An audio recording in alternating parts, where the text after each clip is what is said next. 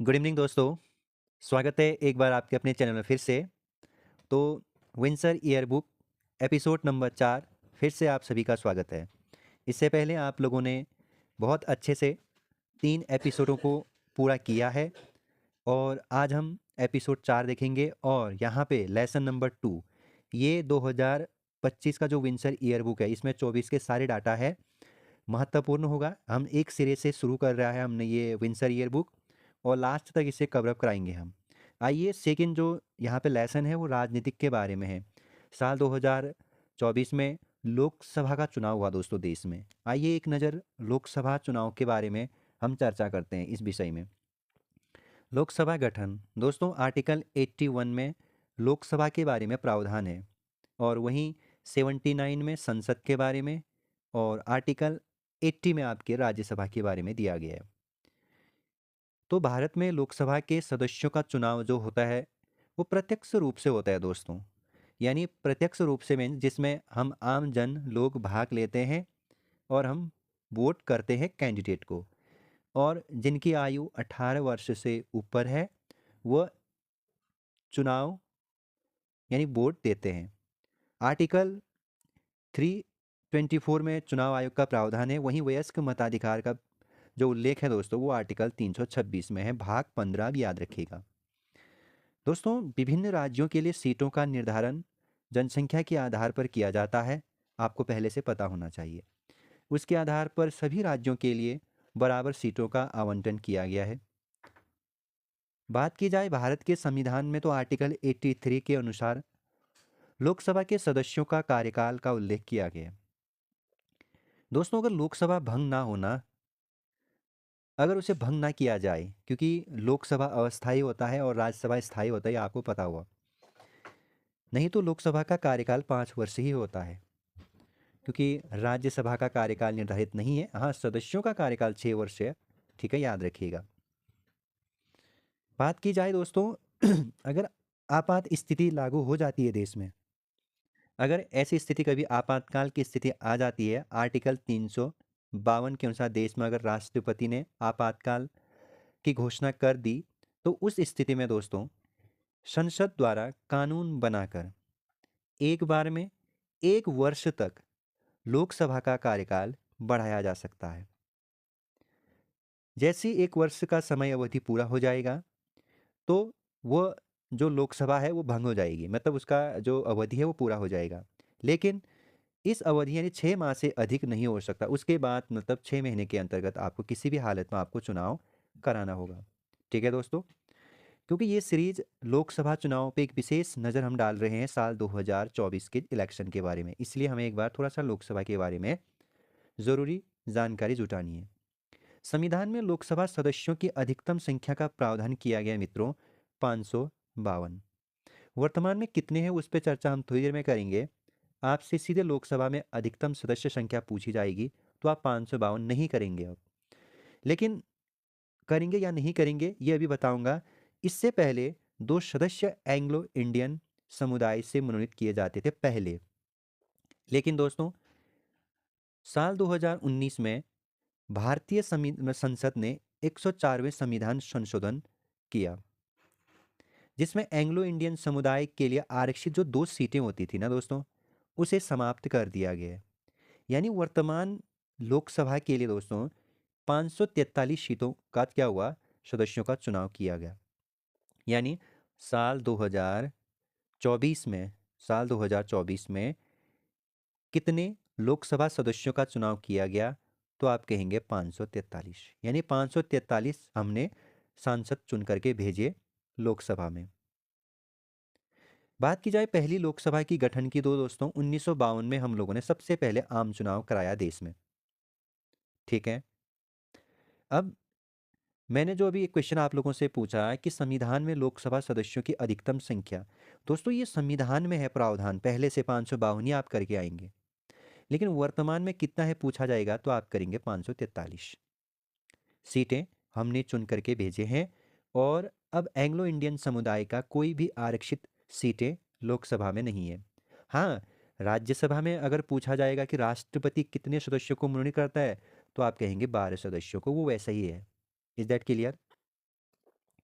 अब बात की जाए 18वीं लोकसभा साल 2024 में चुनाव हुआ। 16 मार्च 2024 को चुनाव कार्यक्रम की घोषणा की गई थी। मोस्ट इम्पोर्टेंट कि 18वीं लोकसभा चुनाव की घोषणा कब हुई? 16 मार्च को। याद रखना, ये 18वीं लोकसभा चुनाव, और ये 7 चरणों में हुआ था, ध्यान देना। अब हम जब लोकसभा के बारे में चर्चा कर ही रहे हैं तो कुछ बहुत हम राज्यसभा के बारे में भी चर्चा कर लेते हैं। फिर हम लोकसभा चुनाव 2024 18वीं लोकसभा के बारे में एक बार डिटेल से चर्चा और करेंगे। आइए राज्यसभा। दोस्तों, राज्यसभा का प्रावधान मैंने आप लोगों को बता दिया शुरू में। आर्टिकल 80 में राज्यसभा के बारे में विस्तृत चर्चा की गई है। आपको पता है कि भारतीय संसद का यह उच्च सदन कहलाता है, वहीं लोकसभा दोस्तों निम्न सदन कहलाता है। और राज्यसभा एक स्थायी सभा है जिसका विघटन नहीं होता है। इसके सदस्यों का द्विवार्षिक चुनाव विधानसभा के सदस्यों द्वारा होता है। यानी राज्यसभा के सदस्यों का चुनाव कौन कराता है? विधानसभा के सदस्य। याद रखना, विधान परिषद के सदस्य राज्यसभा के चुनाव में भाग नहीं लेते हैं। मोस्ट इंपॉर्टेंट प्रश्न है, बार बार आयोग पूछता भी है। उन्हें राज्यों की विधानसभाओं के जो निर्वाचित सदस्य होते हैं वही चुनते हैं, और एकल संक्रमणीय मत के आधार पर आनुपातिक प्रतिनिधित्व प्रणाली से चुनते हैं। यानी राज्यसभा के चुनाव में कौन सी प्रणाली अपनाई जाती है? तो आप कहेंगे एकल संक्रमणीय मत के आधार पर आनुपातिक प्रतिनिधित्व। यानी इसमें जो सदस्य वोट करते हैं उनको प्रेफरेंस देना होता है पहले नंबर पर, जैसे ए, बी या सी। जैसे किसी ने पहले नंबर पर ए सी को रखा, फिर इसको रखा, फिर ए को रखा। यानी वो पहले इनको चुनना चाहता है, फिर इनको चुनना चाहता है, फिर इनको चुनना चाहता है। वो प्रेफरेंस के आधार पर भरना होता है। ठीक है, इसको कहते हैं एकल संक्रमणीय मत।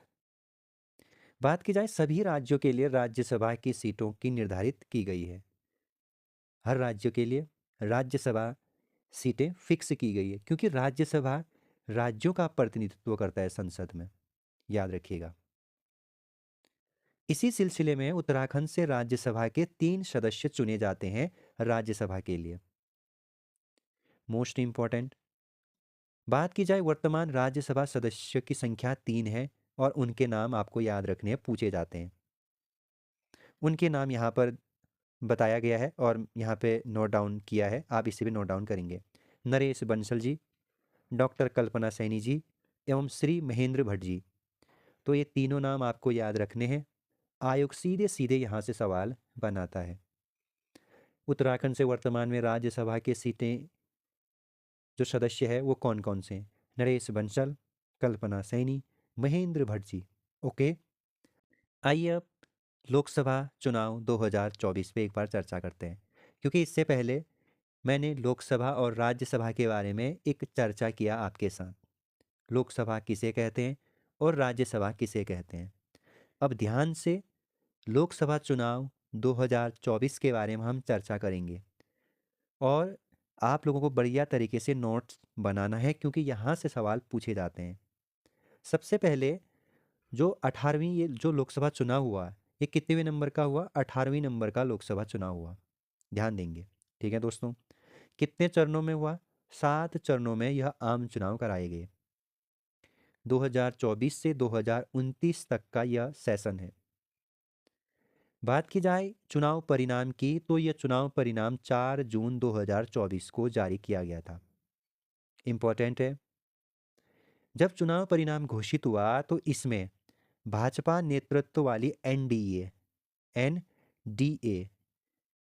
ने टोटल 543 में से 292 सीटें जीती। वहीं कांग्रेस नेतृत्व वाली जो गठबंधन इंडिया वाली जो पार्टी थी, उसने टोटल में से 234 सीटें प्राप्त की। तो जब बीजेपी के नेतृत्व वाली एनडीए पार्टी ने 292 सीटें हासिल की तो इनके सहयोगी दलों की सरकार बन गई। एक बार फिर से दोस्तों, संसद में यानी भारत देश में नरेंद्र मोदी के नेतृत्व में तीसरी बार पुनः एनडीए की सरकार देखने को मिल गई। इस चुनाव की बात की जाए, अकेले लोकसभा चुनाव 2000 अगर इस साल की जाए तो केवल 240 सीट ही जीत पाई, अगर केवल बीजेपी की बात की जाए तो। वहीं साल 2014 में बच्चों लोकसभा चुनाव में भाजपा ने 282 सीटें अकेले बहुमत जीत दर्ज की थी। वहीं 2019 में भाजपा को अकेले 303 सीटें प्राप्त हुई थी। याद रखेंगे दोस्तों। वहीं साल 2024 में कांग्रेस को 99 सीटें प्राप्त हुई है। अब आपके लिए यहाँ पे क्या सवाल है, वर्तमान में 292 और 240, ध्यान देना, ठीक है। बात की जाए तो इस चुनाव में हालांकि भारतीय जनता पार्टी यानी बीजेपी को बहुमत तो नहीं मिला, लेकिन दोस्तों सहयोगी दलों के साथ मिलकर के पार्टी ने बहुमत का आंकड़ा हासिल कर लिया, क्योंकि सरकार बनाने के लिए बहुमत तो चाहिए। और इस तरीके से पीएम नरेंद्र मोदी जी देश के तीसरे बार पीएम बने। तो इम्पोर्टेंट हो जाता है। सरकार बनाने के लिए दोस्तों भारतीय जनता पार्टी ने मुख्य रूप से आंध्र प्रदेश के मुख्यमंत्री चंद्रबाबू नायडू और बिहार के मुख्यमंत्री नीतीश कुमार का सहयोग लिया। मुख्य, ये इम्पोर्टेंट है, ध्यान देना कि साल 2024 में लोकसभा में सरकार बनाने के लिए बीजेपी ने किन दो दलों का मुख्यतः सहयोग लिया? आंध्र प्रदेश के चंद्रबाबू नायडू और बिहार के मुख्यमंत्री नीतीश कुमार जी का सहयोग इन्होंने लिया। इसी के साथ जो 18वीं लोकसभा चुनाव हुआ उसमें ओम बिरला जी को दूसरी बार लोकसभा का अध्यक्ष चुना गया, क्योंकि 70वीं लोकसभा के अध्यक्ष भी वही थे। और बात की जाए 10 वर्षों के बाद लोकसभा में विपक्ष का नेता आपको देखने को मिला, यानी राहुल गांधी जी। ओके दोस्तों। अब क्या हुआ, जब लोकसभा का चुनाव हुआ तो इसके साथ ही कुछ राज्यों में आपको विधानसभा चुनाव भी देखने को मिले। आंध्र प्रदेश, उड़ीसा, सिक्किम और अरुणाचल प्रदेश। मोस्ट इम्पोर्टेंट, साल 2024 में लोकसभा के चुनाव के साथ साथ किन राज्यों में विधानसभा चुनाव भी आयोजित कराया गया?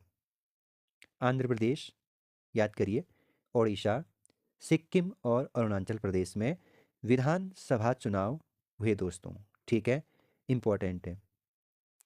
बात की जाए चुनाव बॉडी की, मैंने आपको बता दिया, भाग 15 आर्टिकल 324 में चुनाव आयोग के बारे में विस्तृत चर्चा की गई है, 324 से 329 तक। बात की जाए भारत देश के वर्तमान मुख्य चुनाव आयुक्त तो कौन है, तो आप कहेंगे Rajiv Kumar ji, most important 25वें number के। वहीं दो चुनाव आयुक्त और होते हैं इनके सहायक, एक का नाम ज्ञानेश कुमार है और एक का नाम एस एस संधू है। कमेंट बॉक्स में बताइएगा, कमेंट बॉक्स में एस एस संधू उत्तराखंड में किस पद पर कार्य कर चुके हैं, मोस्ट इंपॉर्टेंट, ठीक है। तो मुख्य चुनाव आयुक्त तो कौन है अभी वर्तमान भारत देश के, तो राजीव कुमार जी है, याद रखिएगा। और दो चुनाव आयुक्त कौन है, ज्ञानेश कुमार और एस एस संधू जी, ठीक है दोस्तों। बात की जाए 18वीं लोकसभा चुनाव में टोटल कितने लोगों ने पार्टिसिपेट किया, तो ये आंकड़ा बहुत ज़्यादा है, ये डाटा आप यहाँ पर देख सकते हैं, 96, 88, 21, 200 नहीं 926 पात्र मतदान थे दोस्त, मतदाता थे। इस दृष्टि से भारतीय लोकतंत्र के इतिहास में अब तक का सबसे बड़ा चुनाव था ये, मोस्ट इम्पोर्टेंट। बताइए आज तक लोकसभा में सबसे बड़ा जो चुनाव आंकड़ा छुआ वो किस लोकसभा ने छुआ, तो आप कहेंगे 18वीं लोकसभा ने। मोस्ट इंपॉर्टेंट क्वेश्चन कह सकता हूँ मैं इन आने वाले एग्जामों में। बात की जाए निर्वाचन आयोग ने इस साल एक बहुत अच्छा काम किया कि निर्वाचन आयोग ने पहली बार दोस्तों जिनकी आयु 85 वर्ष से अधिक है उन लोगों के लिए घर से ही मतदान करने की सुविधा प्रदान की और अपने मतदाता कर्मियों को उनके घर जा करके उनका वोट रिकॉर्ड करके ले आया गया। तो इम्पोर्टेंट है कितने वर्ष, 85 वर्ष, ये आपके लिए इम्पोर्टेंट है, एज क्राइटेरिया आपको याद रखना है, ठीक है दोस्तों। इस लोकसभा चुनाव में भारतीय जनता पार्टी को 36.56% वोट मिले, जो अपने आप में बहुत इंपॉर्टेंट है। इसके बाद सीधे बात करते हैं उत्तराखंड में तीसरी बार भाजपा, यानी लोकसभा में उत्तराखंड में आपको पता है कि लोकसभा में उत्तराखंड से 5 सीटें यहाँ से चुन करके लोकसभा में जाती है। तो इन पांचों सीटों पर फिर से तीसरी बार बीजेपी ने अपना परचम लहराया। यहाँ से सवाल पूछा जाएगा, लोकसभा में उत्तराखंड राज्य के लिए कितने सीटों का क्या है प्रावधान है, तो आप कहेंगे 5। राज्यसभा में 3। इस 5 में से एक सीट आरक्षित है, अल्मोड़ा संसदीय सीट। ठीक है दोस्तों, अब आज हम क्या करेंगे, ये तीसरी बार बीजेपी की जो 5 सीटें हैं वो कौन कौन चुन करके गए हैं, जो सांसद है वो चुन करके गए हैं, तो फिर हम यहीं पे क्लास क्विट करेंगे।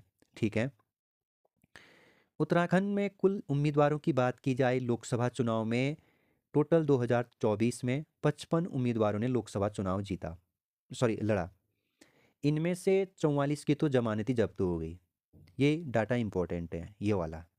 टोटल कितने उम्मीदवारों ने लोकसभा चुनाव लड़ा था, तो आप कहेंगे 55। ये बीजेपी का नहीं है, सभी। ठीक है, अब बात की जाए पौड़ी से, तो अनिल बलूनी जी विजयी रहे। टिहरी से माला राजलक्ष्मी शाह विजय रही। और हरिद्वार से त्रिवेंद्र सिंह रावत, नैनीताल से अजय भट्ट जी और अल्मोड़ा सीट से अजय टमटा। तो सीधे सीधे आपसे पूछा जाएगा, बताइए बीजेपी ने जो 5 सांसद वर्तमान में लोकसभा भेजे हैं, या हम लोगों ने जो भेजा है लोकसभा में, वो कौन कौन से हैं, या उत्तराखंड के अभी जो लोकसभा में इनमें से कौन कौन से हैं सदस्य है, पूछा जाएगा। आप कहेंगे 5 सदस्य। ठीक, वो 5 कौन कौन से सांसद, तो आप कहेंगे नंबर 1 मैंने आपको बता दिया कौन, अनिल बलूनी। नंबर 2 आपको याद रखना है टिहरी गढ़वाल से लक्ष्मी शाह। इसके बाद आपको याद रखना है हरिद्वार से त्रिवेंद्र सिंह, नैनीताल से अजय भट्ट और अल्मोड़ा से जो याद रखना है अजय टमटा। ठीक है दोस्तों, तो ये 5 के 5 सदस्य आपको याद रखने हैं जो हमारे लोकसभा सदस्य है वर्तमान उत्तराखंड से। ठीक है, विस्तृत चर्चा कल करेंगे इनके बारे में, कौन क्या इनकी जन्मभूमि है, क्या इनकी जन्म कुंडली है, कल खोलेंगे। तब तक के लिए आप इस क्लास को एक बार रिवाइज ज़रूर करिएगा, शॉर्ट नोट्स बनाते रहिएगा, और राज्यसभा के जो 3 सदस्य उसे लिखिएगा, लोकसभा के जो 5 सदस्य है उसे ज़रूर नोट डाउन करिएगा। यहाँ से सवाल हमेशा बनता है। ठीक, अपना ख्याल रखिएगा, तब तक के लिए बाय बाय।